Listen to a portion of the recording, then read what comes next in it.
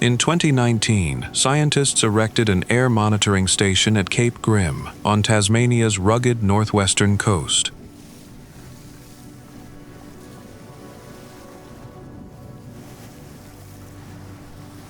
Not to measure pollution, because there is none to speak of.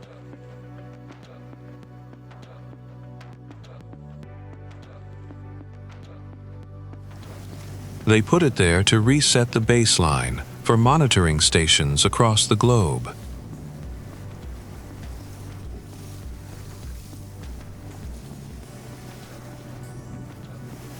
For Tasmania preserves what the rest of the planet has lost, an atmosphere so pure it is almost unremarkable.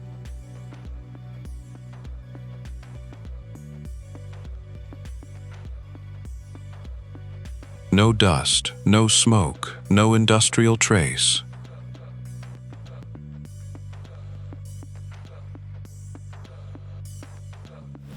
Just air, exactly as it has been for millions of years, before the first human hands learned to strike fire. But Tasmania was not always a quiet sanctuary for scientists.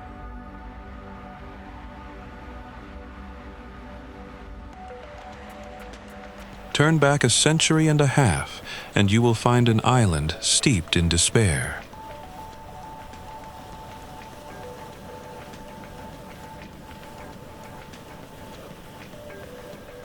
The British Empire, in its grim calculus of punishment, chose this farthest edge of the map to banish tens of thousands of convicts.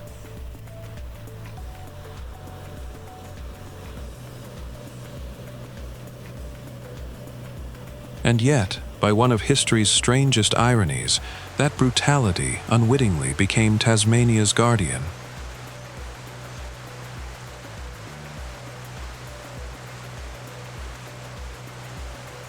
The primordial forests, the ancient stone ranges, the marsupials that exist nowhere else, all were sheltered by the very isolation that was once intended as a sentence. There are no cars anywhere on this island, and somehow that's exactly what makes the wildlife act so unbothered by people.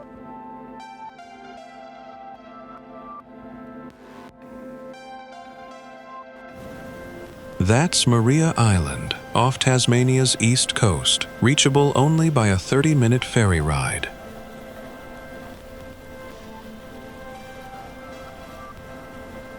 Wombats graze right beside walking tracks here, barely glancing up as visitors pass by. Nothing chases them, nothing threatens them, and the whole island seems to move at their pace instead. Long before any of that, this coastline told a very different kind of story, one written into the cliffs themselves.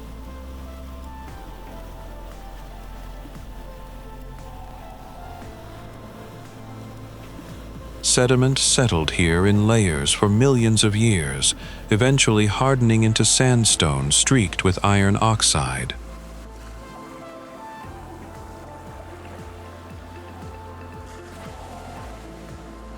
Weather and time exposed those layers slowly, leaving behind the painted cliffs, swirling bands of orange, white, and rust.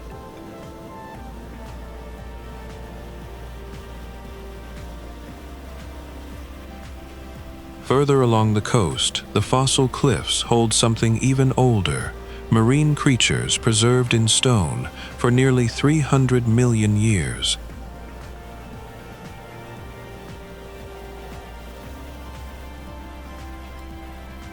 The island carries an equally layered human history.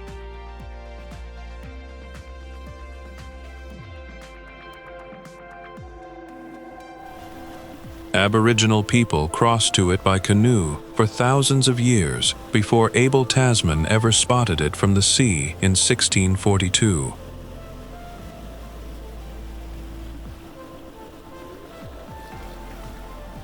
By the 1820s, the British had turned it into a convict settlement, and Darlington still holds some of the most intact convict buildings in the country.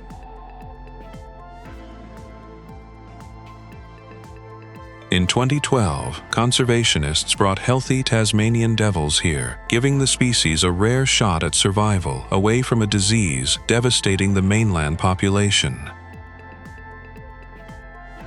Since there's no disease here yet, the devils born on Bruny Island are some of the healthiest of their kind anywhere in Australia.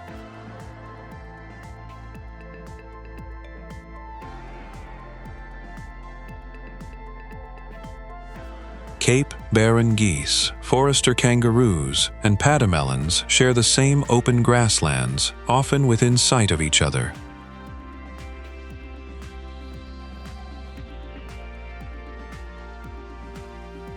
Now, before we move on to the next destination, here's a fun question for you.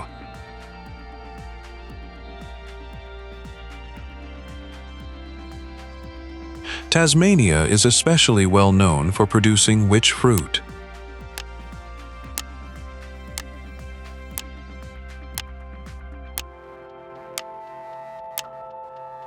Comment your answer below.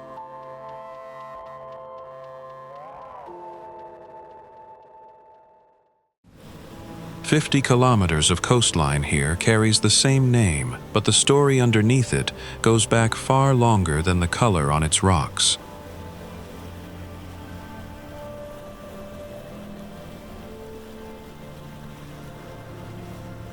That's the Bay of Fires, and its foundation is granite, nearly 400 million years old.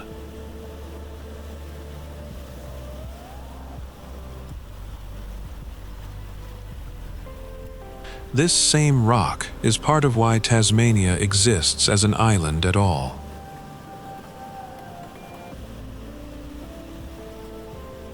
When the ancient supercontinent Gondwana broke apart, Australia pulled away from Antarctica, and this granite helped anchor Tasmania to the mainland instead.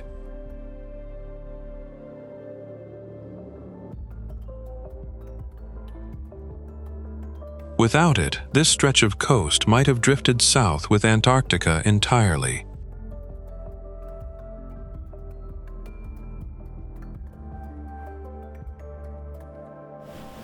That granite carries an unusually high amount of quartz, and quartz doesn't erode like ordinary rock.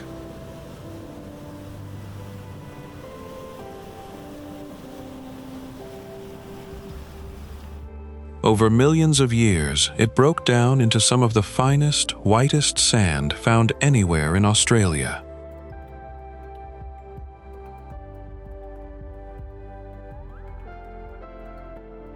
That's the real reason these beaches look the way they do. Not weather, but chemistry, working slowly over time.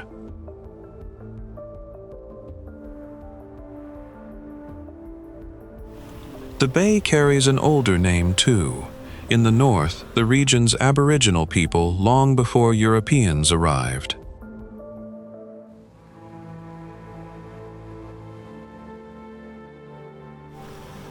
They called it Larapuna, a name still used across signage and guided walks throughout the area today.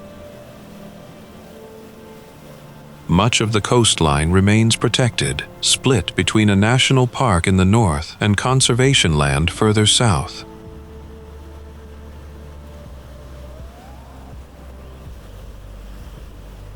Very little of it has ever been developed.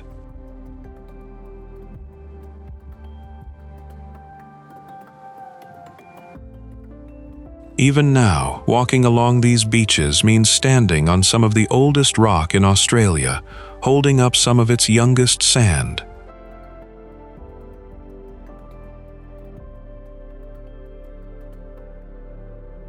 The world is full of amazing places waiting to be discovered.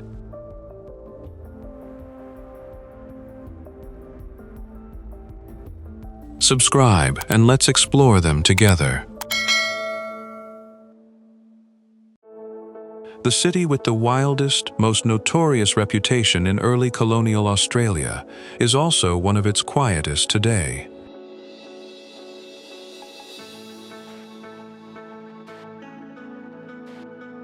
Hobart was founded in 1803 as a British penal colony on the banks of the Derwent River, making it the second oldest city in the country.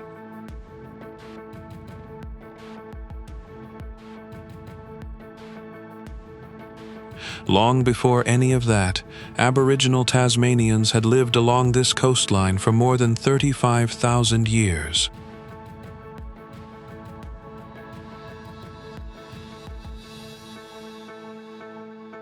The British named the settlement after Robert Hobart, a colonial secretary back in London, who likely never set foot on the island.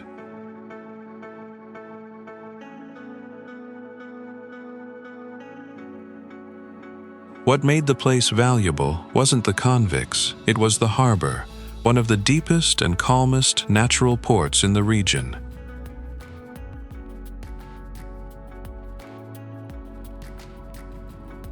The Derwent stretches out like a vast sheet of dark water, so still that it mirrors the city and the mountain perfectly.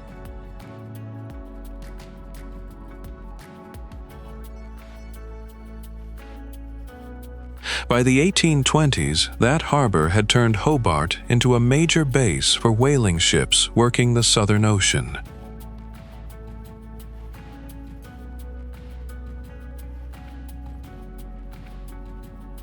At its peak, dozens of whaling vessels crowded these waters, their masts rising like a forest against the sky.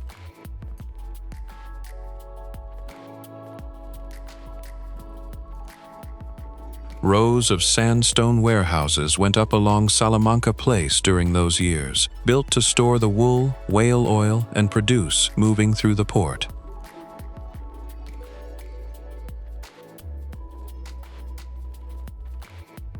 The golden stone buildings still form a long, straight line along the waterfront, with the harbor on one side and the mountain rising behind them.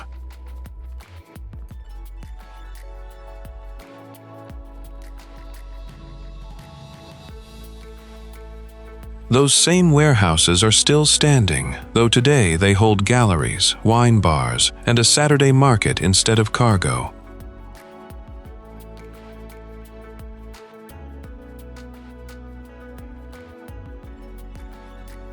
The harbor itself remains as calm as ever, and looking across its surface, you can see why Hobart has always belonged to the water.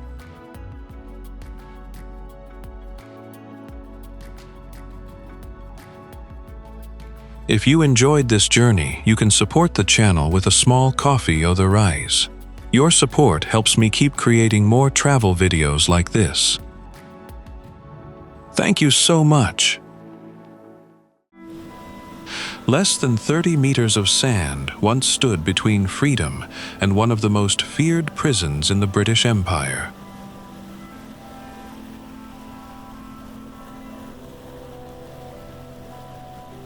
That thin strip is Eaglehawk Neck, a sandbar barely wide enough to cross in under a minute, linking the Tasman Peninsula to the rest of Tasmania.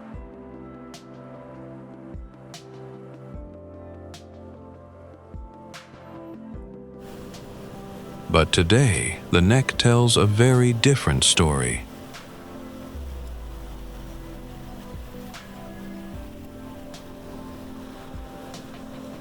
Geologically, it is a rare formation, a narrow isthmus carved by thousands of years of tide and wind, where the Tasman Sea on one side meets the calm waters of Norfolk Bay on the other.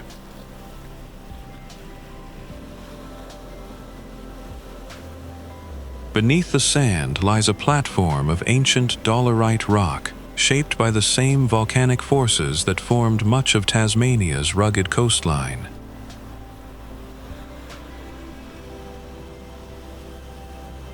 At low tide, the rock floor reveals itself in a pattern of straight, geometric cracks that run in 3 directions, splitting the stone into shapes so regular they look almost man-made.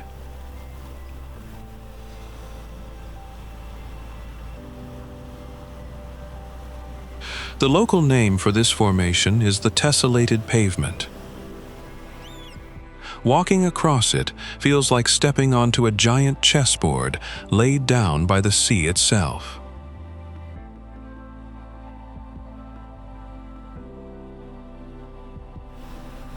Just offshore, the water is surprisingly clear, and on calm days, you can see straight to the sandy bottom, where schools of small fish drift in and out with the tide.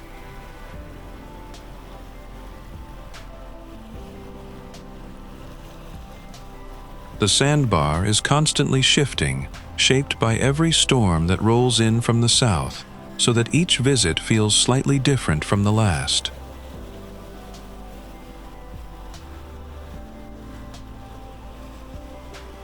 And when the wind is strong enough, you can hear the ocean roaring from one side and the bay whispering from the other, a strange stereo of sound that belongs only to this thin strip of land. I'm curious, what time is it where you're watching from?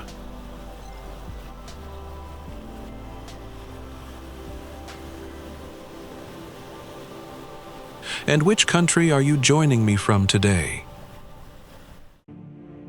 A prison built here in the 1830s was designed to break people down using something more unsettling than physical punishment.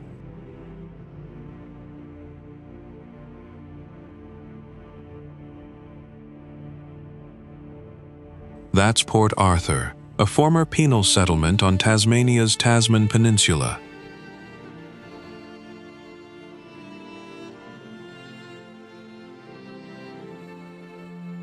At its peak in the 1840s, more than 1,100 convicts lived and worked within its walls.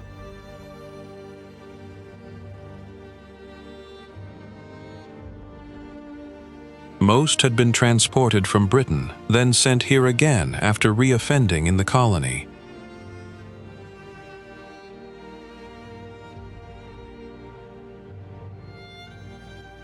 By the 1850s, the settlement shifted towards something called the separate prison.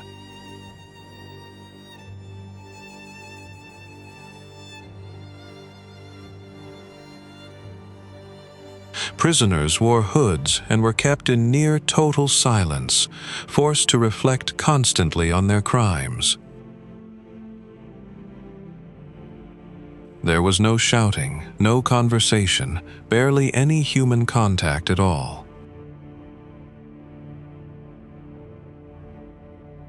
The isolation worked exactly as intended, and also broke many prisoners in ways nobody expected.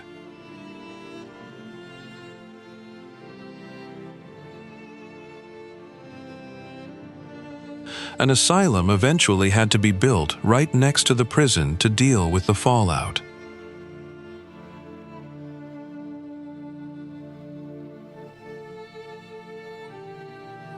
Not everyone here was punished the same way. Across the harbor sat Point Puer, the British Empire's first reformatory built specifically for boys.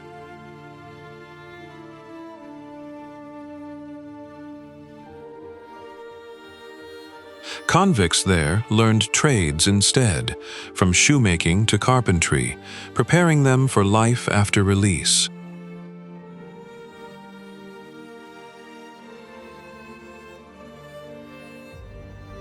The peninsula itself is connected to the mainland by Eaglehawk Neck.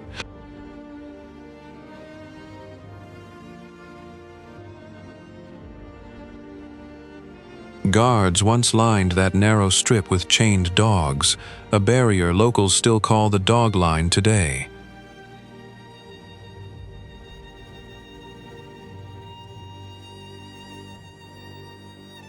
In 2010, UNESCO added Port Arthur to its World Heritage List, one of 11 convict sites recognized across Australia.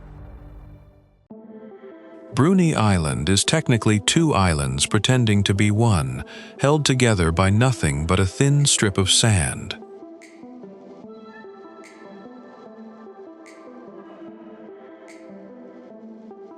Without that strip, called the neck, the north and south halves would drift apart as separate landmasses entirely.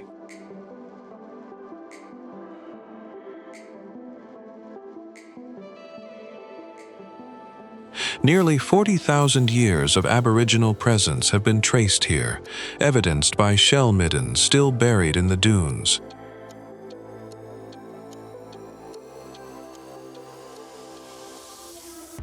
The island's traditional name, translating roughly to a place of shelter, is still used across two of its towns today.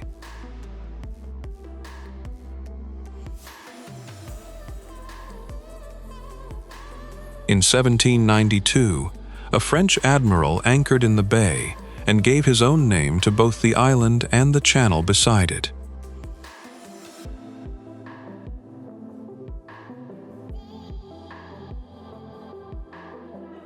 By the early 1800s, whaling stations operated along Adventure Bay, hunting the waters just offshore.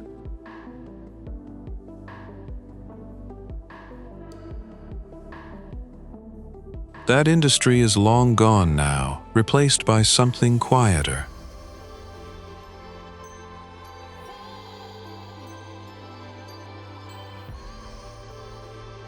Bruny holds the world's largest population of the endangered 40-spotted pardalote, a bird found almost nowhere else on Earth.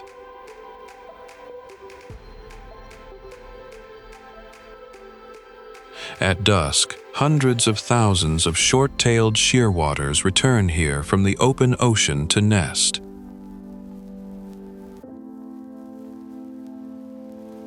Along the southern coastline, Dolerite cliffs rise nearly 200 meters straight out of the sea.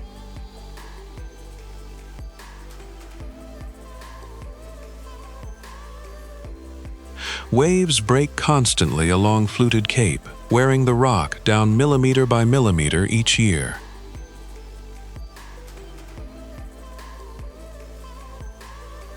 Further north, that same coastline softens into the long, pale sand of Adventure Bay.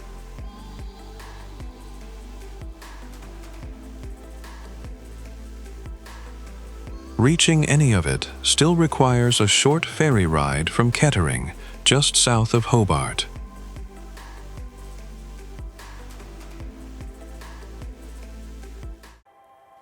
In 1905, an Austrian-born botanist named Gustav Weindorfer named the lake after an official of the old Van Diemen's Land Company.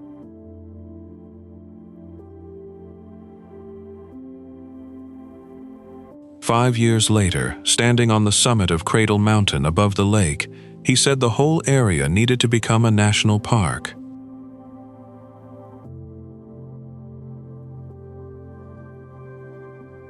It took 12 more years, but in 1922, it finally did. The mountain itself had been named almost a century earlier, in 1827, by an explorer who thought its shape looked like a gold prospector's cradle.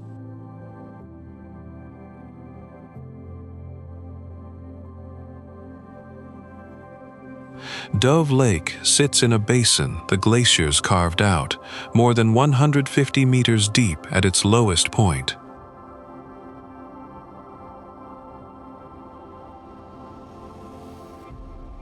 That ice began melting back around 10,000 years ago, leaving behind the sheer rock walls still visible around the shoreline today.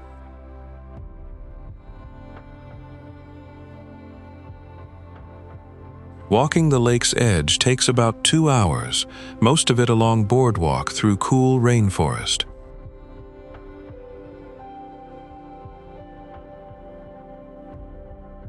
One tree here does something nothing else in Australia does.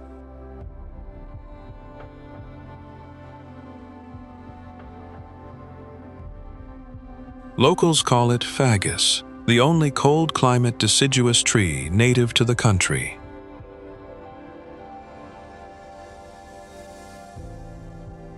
For a few weeks each autumn, it turns the surrounding hillsides gold and red before dropping its leaves completely.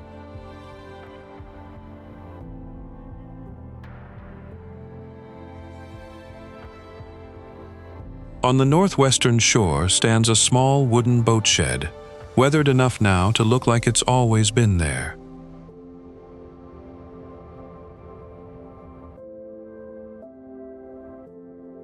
Photographs of that boat shed, framed against Cradle Mountain's twin peaks, have become some of the most recognized images to come out of Tasmania. 12 million years ago, something violent happened here, and what's left still towers over the whole town.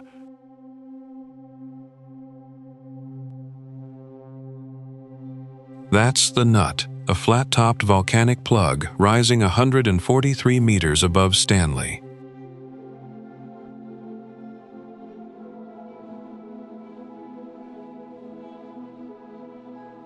Back then, this was the throat of an active volcano, filled with molten rock pushing toward the surface.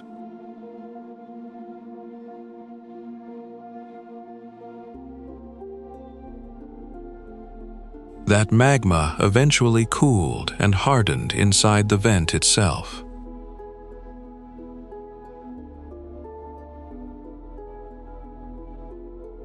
Everything around it didn't survive.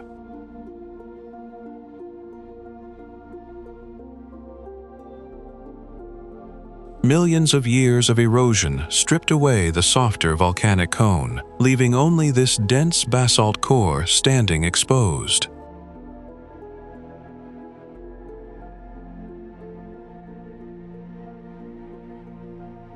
What remains today looks almost too geometric to be natural, a steep-sided plateau rising abruptly from flat coastal farmland.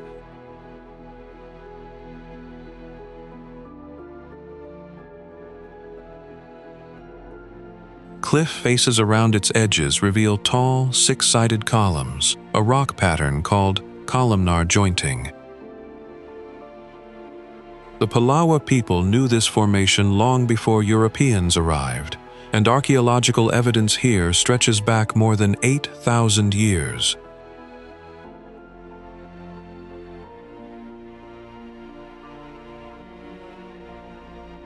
Middens, quarries, and stone tools remain scattered along the surrounding coastline, still holding deep cultural significance today.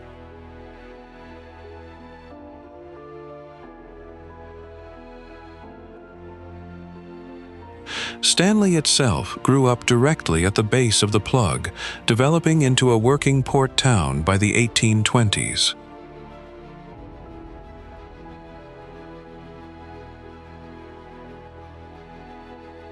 Reaching the summit today takes either a steep 20-minute walk or a short ride on a chairlift.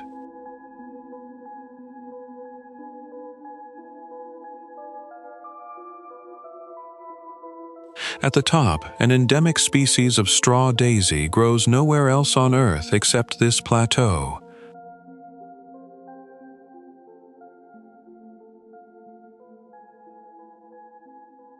From up there, the view stretches across Bass Strait, taking in the whole of Stanley laid out below. There's a rock spire off this coast that will almost certainly collapse into the sea one day, and climbers still line up to reach the top of it.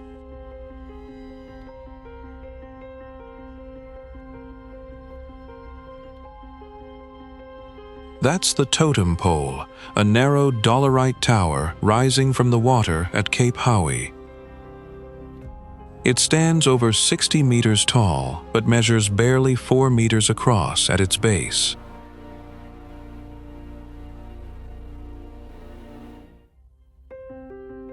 Waves hit that base constantly, slowly working the rock apart from below. Cape Hauy itself sits at the tip of the Tasman Peninsula, part of a coastline shaped by forces far older than anything visible today.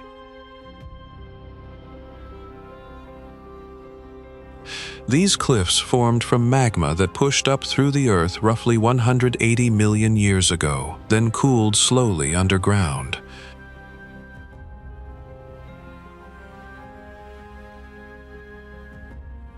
As it cooled, the rock cracked into tall, six-sided columns, a rare pattern called columnar jointing.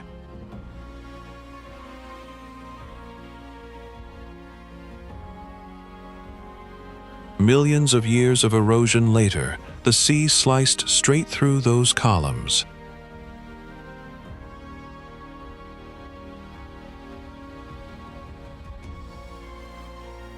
What used to be solid cliff face split apart into separate towers, including the totem pole and its neighbor, the candlestick.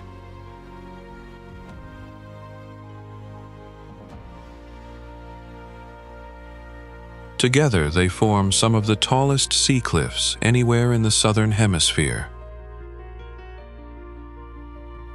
Reaching them requires a hike through Tasman National Park, along part of the well-known Three Capes track.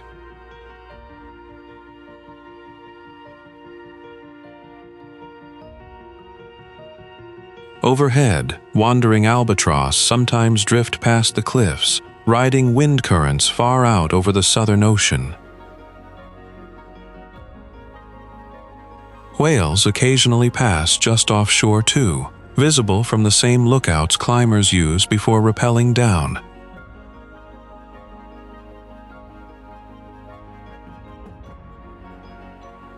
Even knowing the totem pole won't stand forever, people keep coming back, drawn to a rock that shouldn't still be standing at all.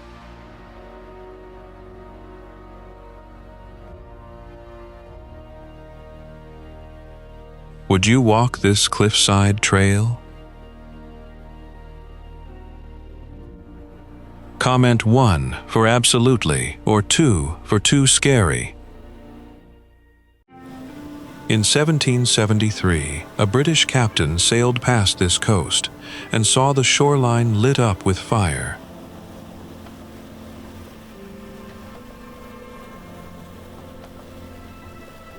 That's how Binalong Bay earned its place at the start of what became known as the Bay of Fires.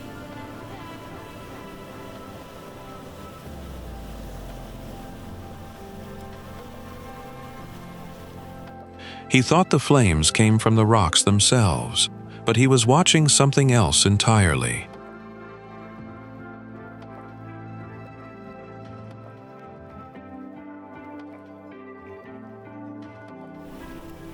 Aboriginal people were burning small fires along the shore, a practice that had shaped this coastline for thousands of years.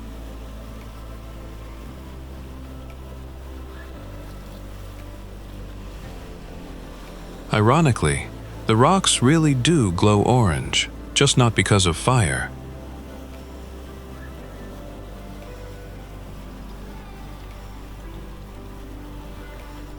That color comes from lichen, a strange organism made of fungus and algae living together as one.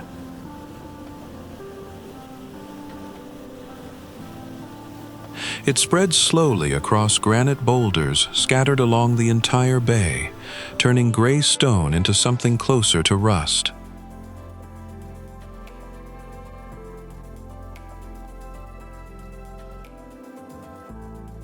Against the white sand and turquoise water, the effect looks almost unnatural.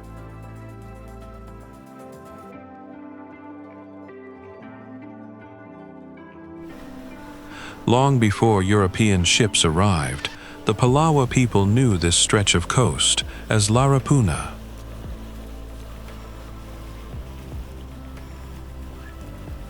Shell and bone piles left behind from countless meals still sit quietly in the dunes, some centuries old.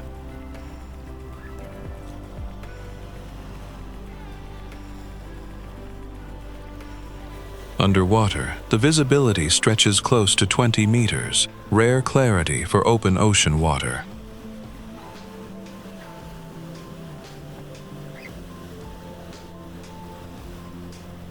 Snorkelers regularly spot rock lobsters, kelp forests, and even dolphins moving between the granite boulders below the surface.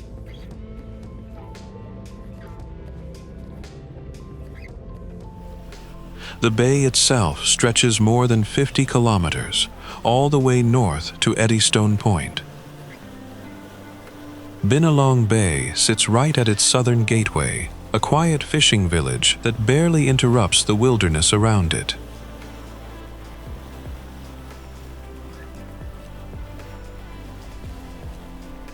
Even now, most of this coastline stays exactly as it's always been, empty, orange, and completely untouched.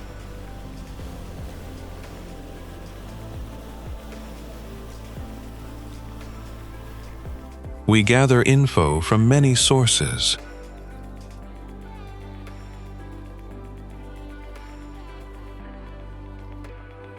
If something seems off or you've got more to add, drop a comment. This town wasn't named for anything found in Tasmania at all.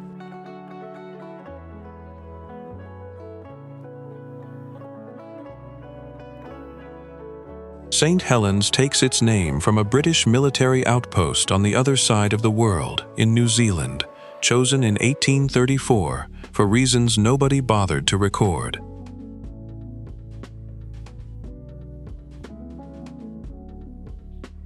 The bay it sits on, Georges Bay, had already been surveyed and named a decade earlier, in 1824.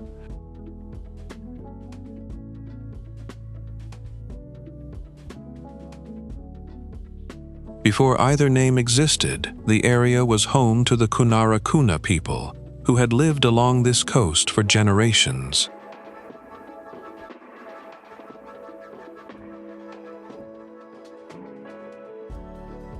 Europeans first used the harbor for whaling, running a station nearby at Binalong Bay through the mid-1830s.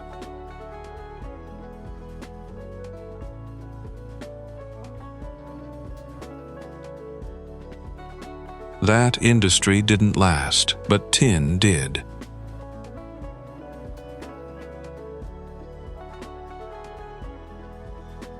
In the 1870s, tin deposits were discovered inland, and St. Helens turned into a busy shipping port almost overnight.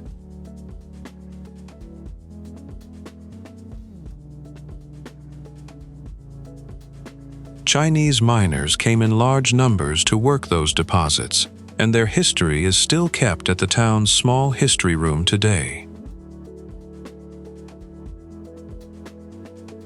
What keeps St. Helens on the map now has nothing to do with mining. That warmth, combined with Georges Bay itself, makes this one of the best fishing grounds in the state.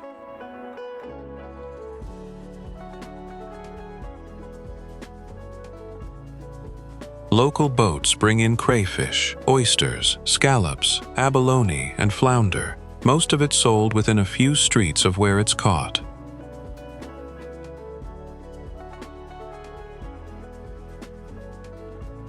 Head a little further along the coast, and the water turns to turquoise, marking the start of the Bay of Fires. Even the number most people quote for this waterfall might be wrong.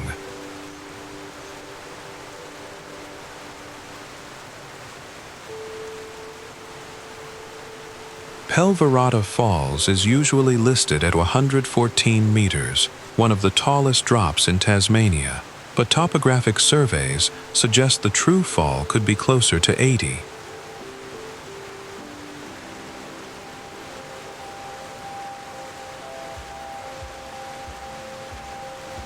Either way, it forms where Pelverata Creek pours off the edge of the Snug Tiers, south of Hobart.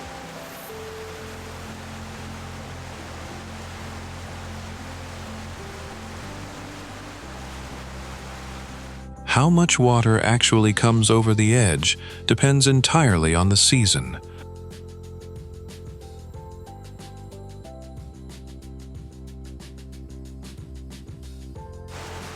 In winter and spring, the falls run full and loud, sometimes audible from well down the gorge.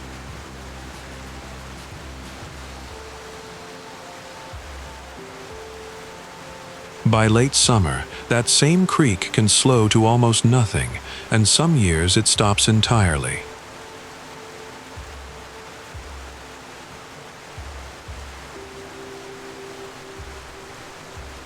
Reaching the falls means walking through farmland first, then dense eucalyptus forest, then a short stretch of rainforest that turns to mud after rain.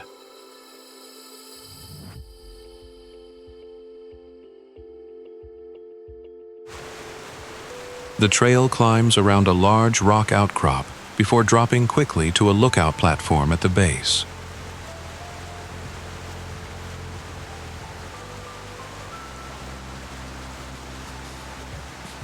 From there, across the gorge, a second waterfall is visible too, a smaller one locals call Slippery Falls.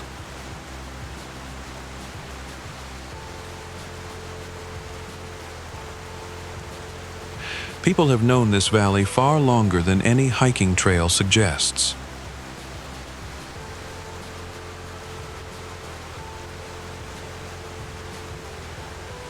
Pelverata Falls itself wasn't written about until 1939, when a local history essay first described the cascade. Even now, most of what happens at the top of that drop stays out of sight from the lookout below. Long before this coastline became a national park, it was a hunting ground, worked by whaling crews through the 1830s and 1840s.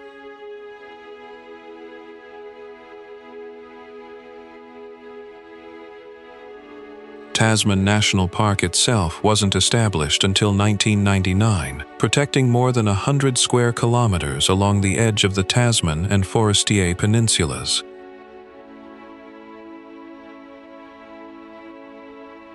The park also includes Tasman Island offshore, a chunk of coast rising almost 300 meters straight out of the sea.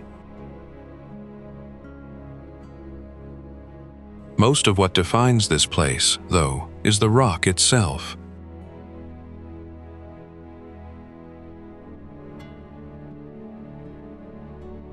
Dolerite forms these cliffs, a dense volcanic stone that cooled slowly underground millions of years ago before erosion finally cut it loose.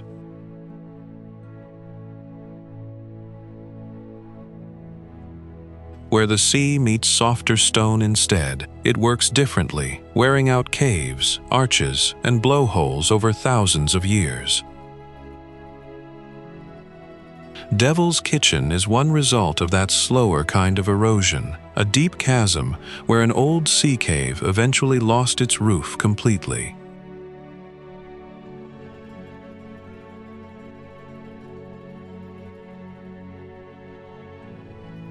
Along the water, Australian fur seals gather on the rocks to breed and rest through the colder months.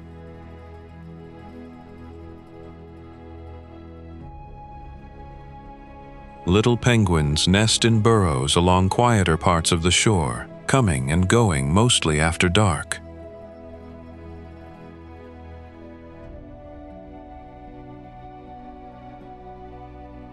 The park sits within a recognized bird area, important enough that it helps protect several woodland species found nowhere else nearby.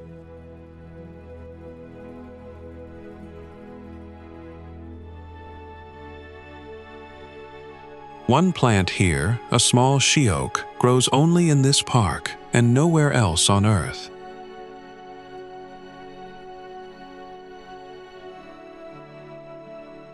Offshore, giant kelp forests once thrived along these waters, though warming seas have pushed most of them out in the last decade.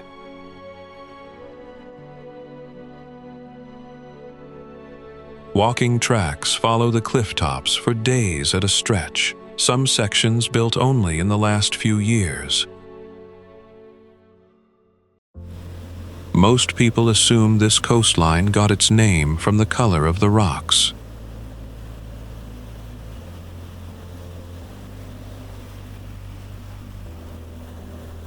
It didn't.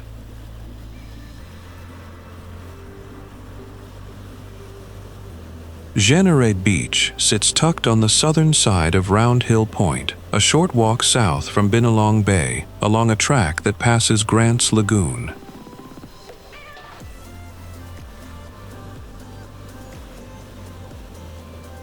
It's a small beach, only about 250 meters of white sand, framed on both sides by granite points.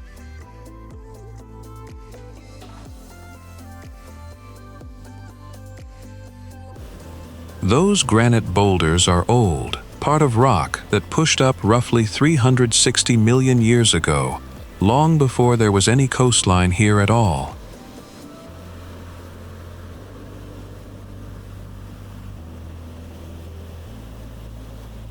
What covers them now isn't the rock's natural color at all.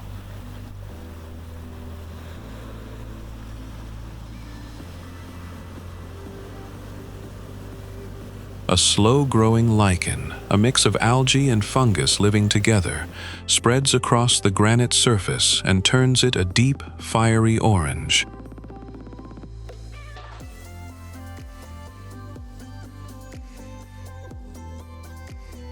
It takes decades for that coating to reach the color visitors photograph today.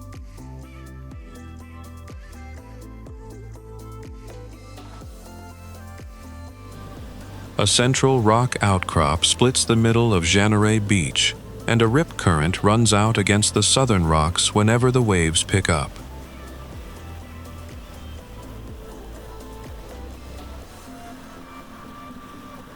Behind the dunes, a small campground offers a handful of sites, though there's no drinking water and no firewood supplied. Dogs aren't allowed on the beach, which keeps the wildlife along this stretch a little less disturbed than elsewhere.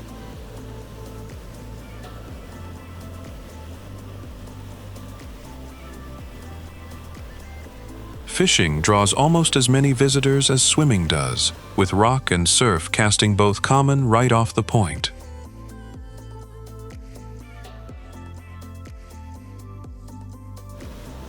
At low tide, the sand firms up enough to walk the full curve of the bay without sinking.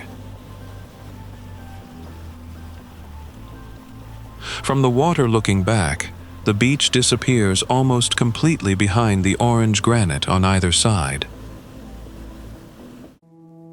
Despite its name, not a single drop of true river water flows through most of this waterway. That's the Tamar, technically a drowned river valley rather than a river at all.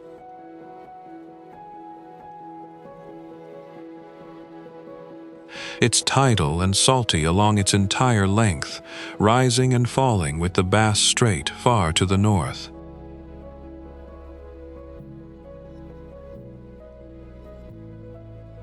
The estuary begins where the North and South Esk Rivers meet at Launceston, then winds north for about 70 kilometers.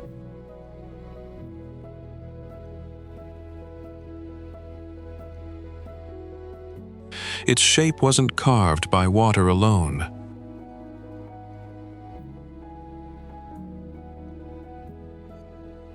Between 95 and 65 million years ago, earthquakes split the land apart, creating a trough that slowly filled with sediment and formed a lake.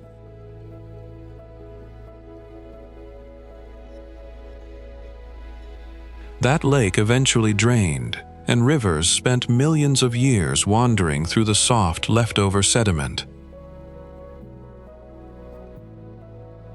Around 5 million years ago, rising seawater flooded the lower valley, turning it permanently into an estuary.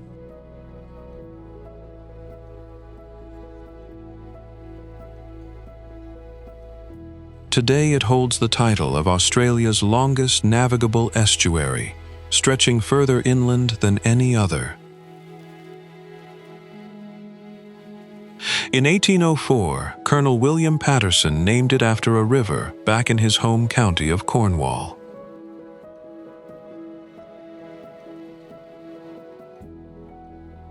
That English river shares an oddly similar feature: wide mudflats that flood and drain with every tide. Those same mudflats now matter for very different reasons.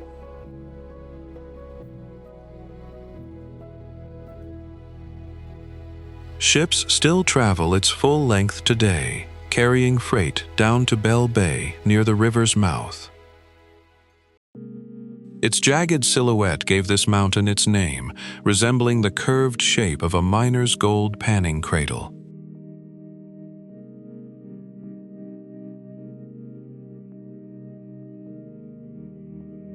This is Cradle Mountain, rising over Dolerite peaks in the heart of Tasmania's central highlands.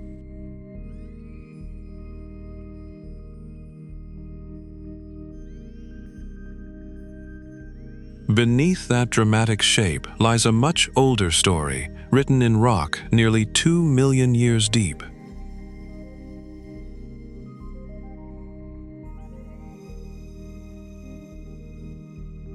Molten rock once pushed sideways underground here, forming a thick horizontal sheet that later hardened into Dolerite.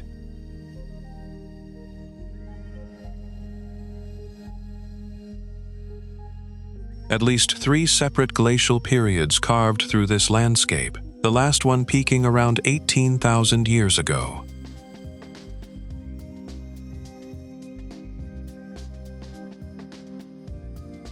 Massive sheets of ice ground against solid rock, scraping out valleys and hollowing basins into the mountainside.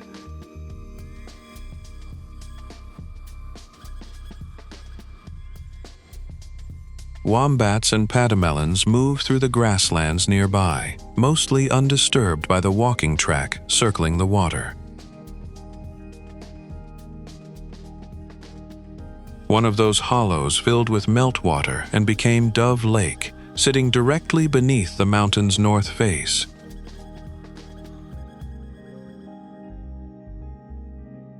At its deepest point, that lake drops more than 150 meters below the surface.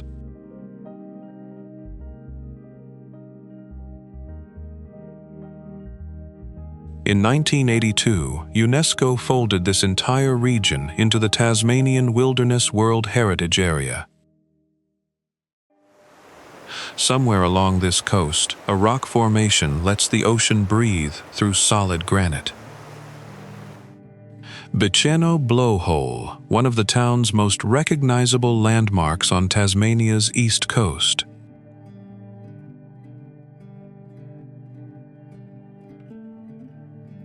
For thousands of years, waves battered a hidden sea cave beneath the cliffs here, slowly wearing through the rock above.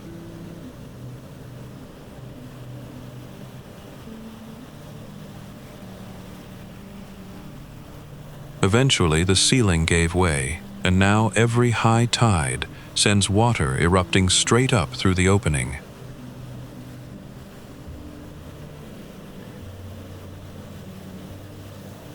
Bicheno itself wasn't always this quiet.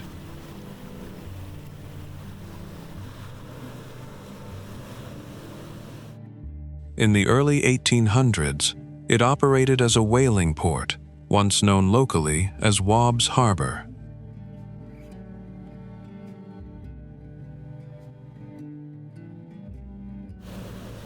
That name honored an Aboriginal woman who rescued 2 European sailors during a storm, and her grave still remains in town today.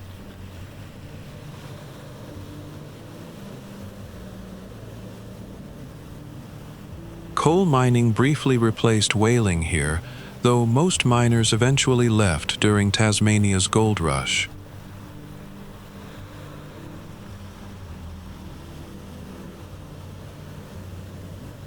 What stayed behind was the coastline itself, still lined with granite boulders stained bright orange by lichen.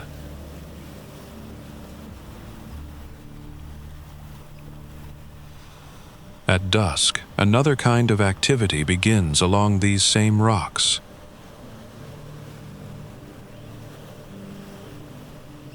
Little penguins return from the sea each night, waddling back to burrows tucked between the boulders.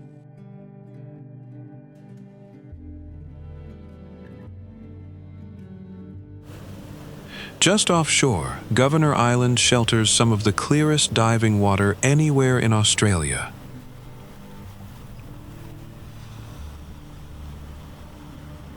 A short walk above town leads to Whalers Lookout, named for the industry that once defined this whole coastline. It rises below Ben Nevis in a valley in Tasmania's northeast, and runs close to 100 kilometers before it ever reaches Launceston.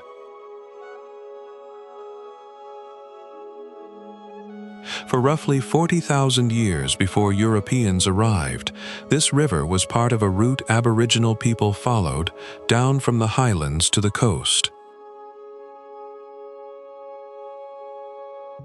The upper stretches belonged to one Aboriginal nation centered near Ben Lomond, while a different clan held the lower reaches, closer to where the city now stands.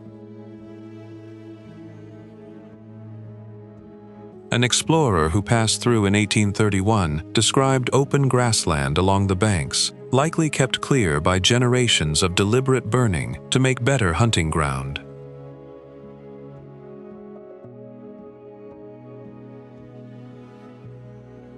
Settlers later called that same stretch Bullock's Hunting Ground.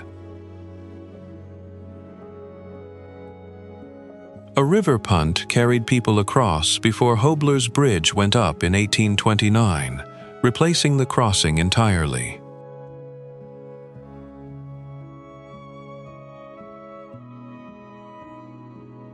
For decades, convicts were put to work draining the low-lying flats along the river, just to keep the land from turning back into swamp after every flood.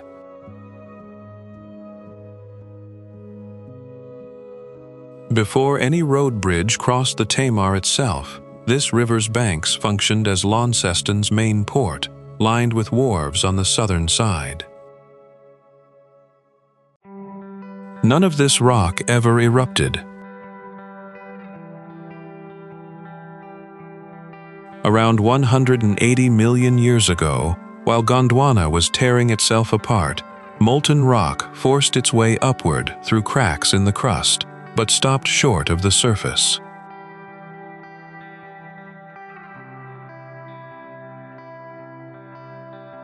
It pooled there instead, sometimes 2 kilometers underground, cooling slowly beneath layers of older sandstone and mudstone.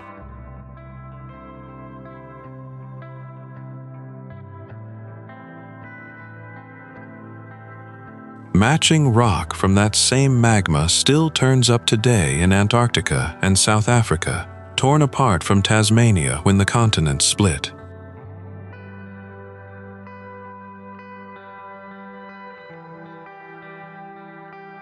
As the rock cooled, it did something unusual. It cracked into long, 6-sided columns, packed together almost like a honeycomb turned on its side. That process happened slowly and completely out of sight, buried far beneath what was then the surface.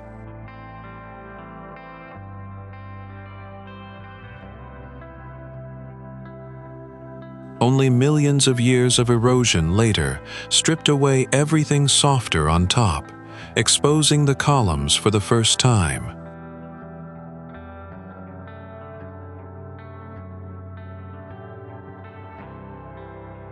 Tasmania ended up with more of this exposed rock than anywhere else on the planet, covering close to 1/3 of the island.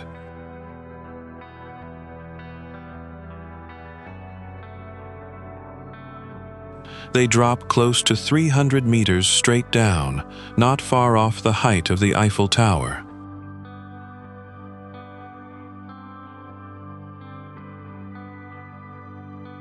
Waves have been hitting the base of these columns for millions of years without managing to round off a single edge.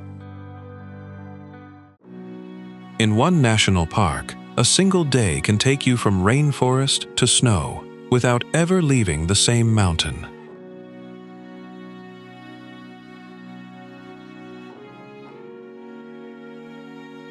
That's Mount Field, one of Tasmania's oldest national parks, established back in 1916.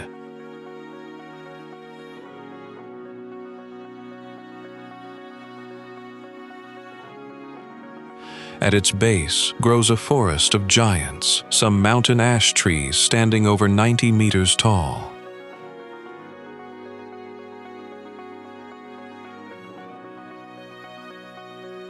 They're the tallest flowering plants anywhere on Earth, second only to California's redwoods in overall height.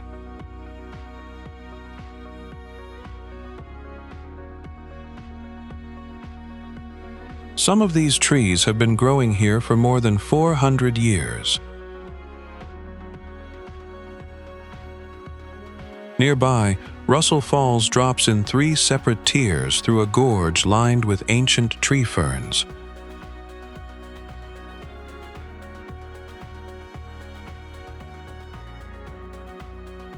It's so photogenic, it once appeared on one of Australia's earliest postage stamps. Follow the road further up, and the landscape changes almost completely.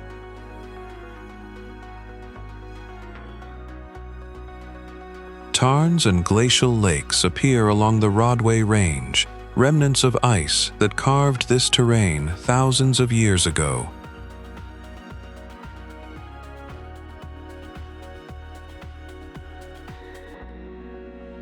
Come autumn, one native tree here does something almost no other Australian species does. Fagus, Tasmania's only winter deciduous tree, turns entire hillsides gold and red for a few short weeks. Steele's Beach sits along Tasmania's northeast coast, right beside a lagoon that almost swallows it whole.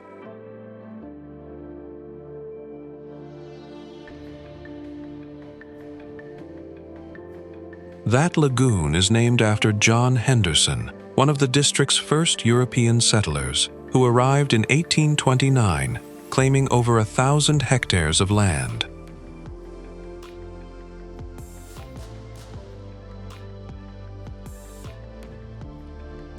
The beach itself carries the name of William Steele, granted a similar stretch of land that same year.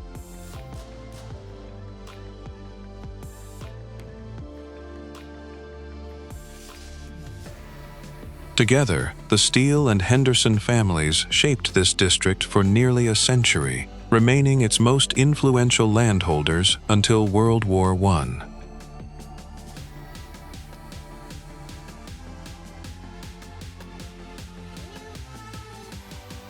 Long before either of them arrived, the Oyster Bay people had already lived along this coastline for generations.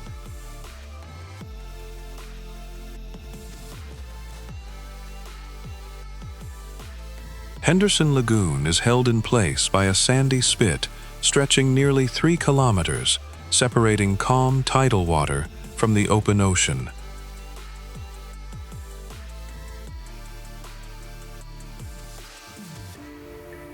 Inside it, mudflats and salt marsh support a bird's foot delta, one of the more unusual wetland shapes found on this coast.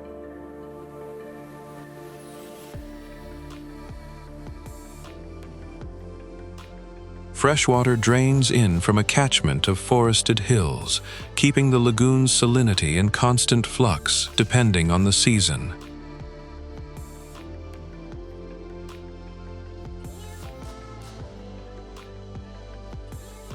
That mix of fresh and salt water draws bird life in large numbers, especially through the breeding season.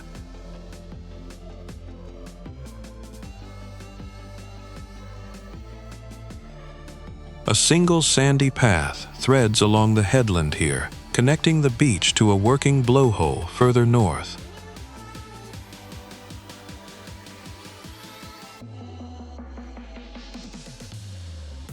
On the dunes near the lagoon's edge, driftwood collects into makeshift forts, built and rebuilt by visitors year after year.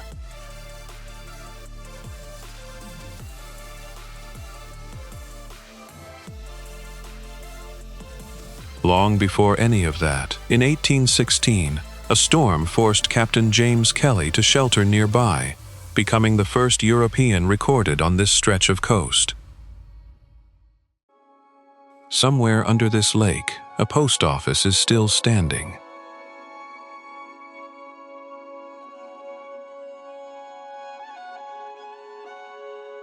Lake Burbury didn't exist before 1991, when Hydro Tasmania finished the Crotty Dam and let the King River Valley fill with water.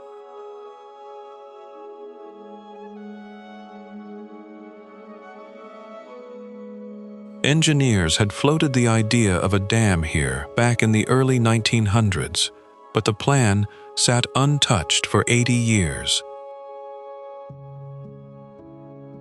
Two small towns disappeared when the valley flooded, Darwin and Cradle.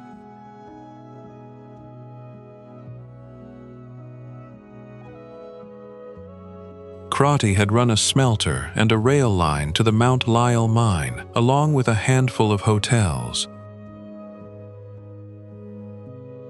All of that had already failed and been abandoned long before the water ever arrived. Darwin's post office lasted only 3 years before it closed.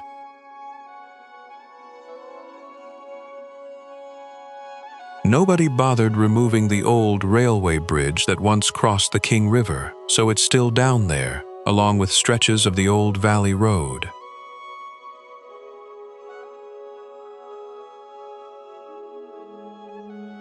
What formed instead is a lake covering around 54 square kilometers, named after Stanley Burbury, the first Australian-born governor of Tasmania.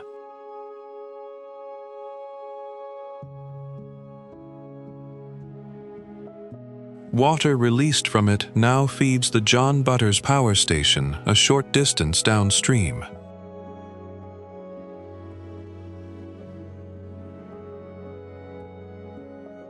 Above the surface, rainforest crowds almost to the waterline, right on the edge of Tasmania's Wilderness World Heritage Area.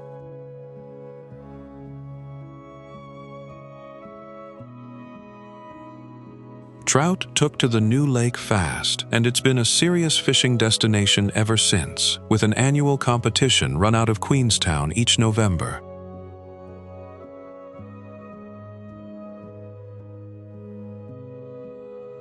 A small freshwater crayfish, found nowhere else on Earth, was thought to have vanished when its habitat flooded, until surveyors found it again in 2020. For thousands of years, this bay wasn't a campground.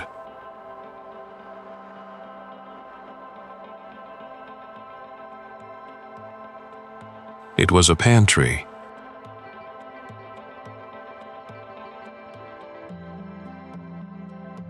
One of Tasmania's Aboriginal groups, the southernmost community on the island's eastern side, spent their winters and springs on this part of the peninsula, drawn by what the bay offered.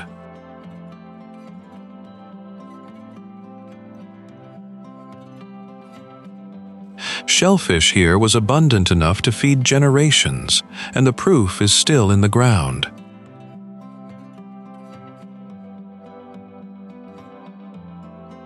Middens built up along this shore over thousands of years, mounds of discarded shells left behind by countless seasonal camps.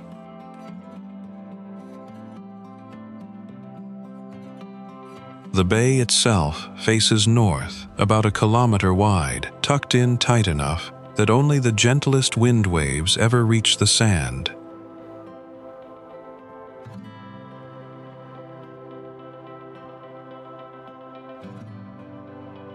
That shelter is most of the reason people still camp here.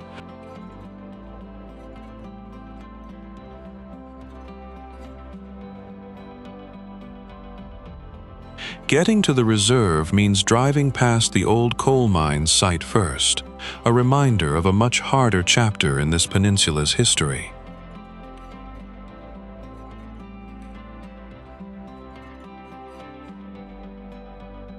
Once past it, the road opens onto eucalypt woodland and a grassed camping area right behind the beach.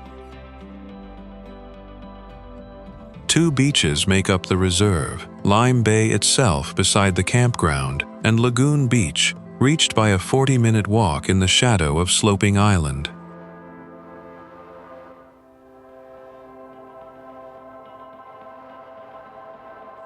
There's no drinking water or firewood supplied at the campsites, so most people bring a gas stove and carry everything in.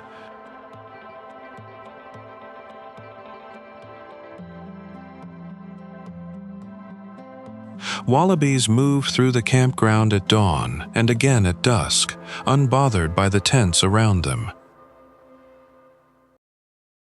The temperature at the summit can run 10 degrees colder than it does in the city below, and that's on a good day.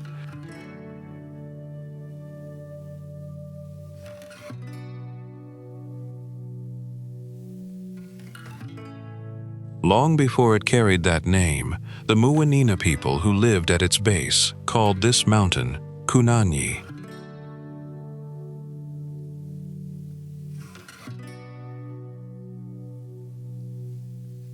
It formed as Australia pulled away from Antarctica more than 40 million years ago, part of the slow breakup of Gondwana.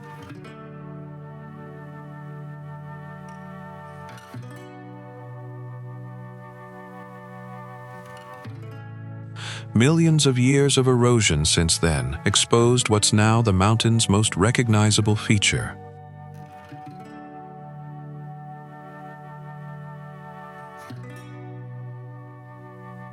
On the southern face, a thick sheet of Dolerite stands in vertical columns, tall enough and steep enough that climbers have been testing routes on it since the 1970s.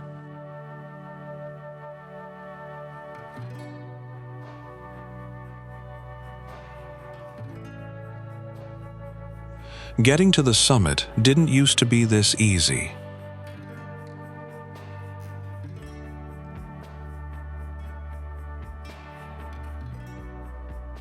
Pinnacle Road was carved up the mountain between 1934 and 1936, part of a Depression-era program built specifically to give unemployed workers a job.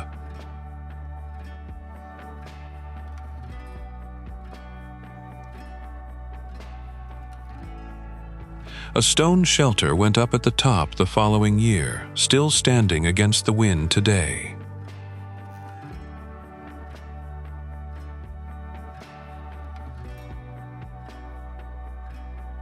Lower down, in 1872, a landslide tore loose from the slope and wiped out several properties on its way toward the sea, though somehow nobody was killed.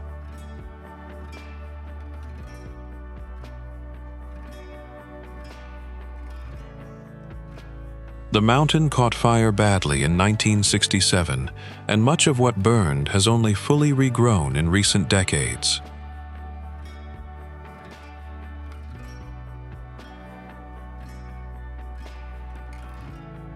More than 500 native plant species grow across the reserve, shifting from cool rainforest near the base to wind-swept alpine scrub near the top.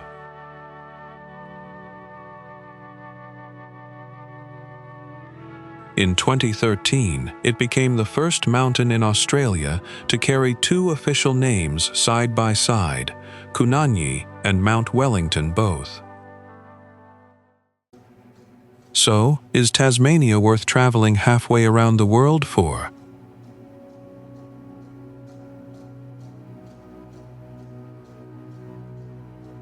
Perhaps the answer depends on what you're looking for.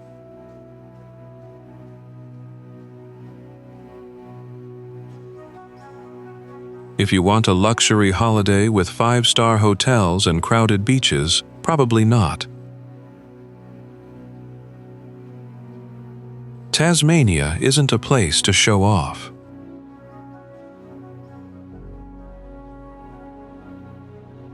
It's not glamorous, not easy, and it certainly won't pamper you.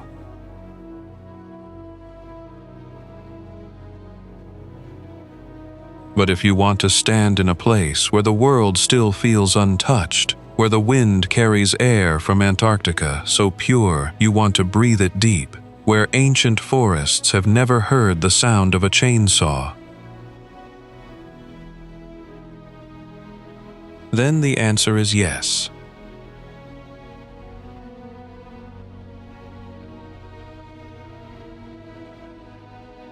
Tasmania isn't easy.